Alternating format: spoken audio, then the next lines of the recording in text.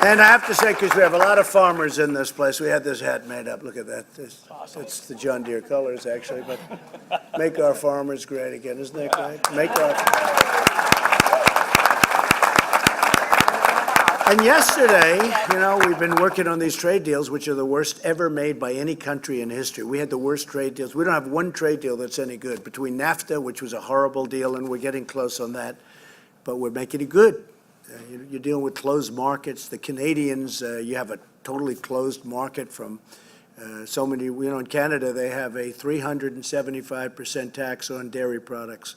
Other than that, it's wonderful to deal. And we have a very big deficit with Canada, trade deficit, although they don't like to say that. But on one of their pieces of paper that they give out with the Canadian flag, and I love Canada, by the way, I have to tell you, I love Canada, but they have the Canadian flag, very official. It says $97.8 billion deficit that the United States has, or they put it down as a surplus to Canada. And I said, well, if we're doing so well with Canada, how come it's $98.7 billion, okay? That's a lot of money. And so we're opening things up. But the biggest one of all happened yesterday, other than China. The EU, the European, the thing called Europe. And the relationship with Jean-Claude, who's the head, who's actually a very, very strong guy, very tough guy, but a good man. And he's done an incredible job pulling all the countries together.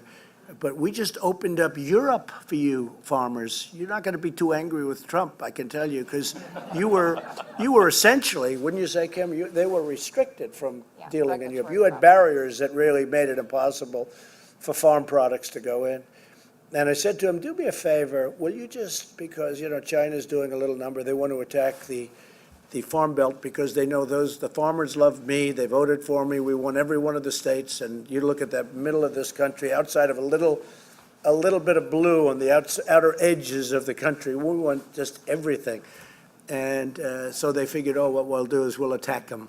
And I see that, and I said, they're not going to win, just so you understand. We have all the cards, we're going to win. But it's not nice what they're doing. But I said to the Europeans, I said, do me a favor, would you go out to the farms in Iowa and all the different places in the Midwest? Would you buy a lot of soybeans right now? Because that whole soybean thing is now going to be opened up. No tariffs, no nothing, free trade. I call it free and fair. See, that's called free trade. When you have a country that's charging you 50% tariffs and we charge them nothing, and then I raise it to 50%, and then we have politicians in Washington say, we are stopping free trade. No, they stopped it when they put on the 50%. I mean, we have countries that are charging us 200%, 250%, 100%. I don't want to mention them because I actually get along very well with the head people, but they know who they are and they're changing their ways. But the Europe, I mean, basically we opened up Europe.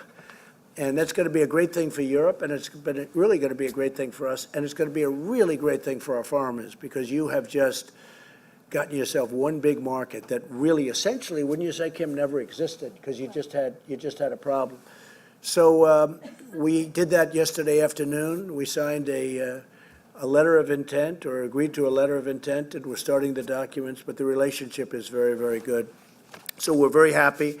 And then the employers are hiring and they're recruiting and they're raising wages in our country. And you know what's happened. We have so many jobs now coming in, but they're raising wages. The first time that's happened in 19 years where wages are going up. Now, you have a couple of people, you own your big farms, you probably don't hear that, but you're doing okay. So you're doing okay. But it's the first time that's happened in a long time.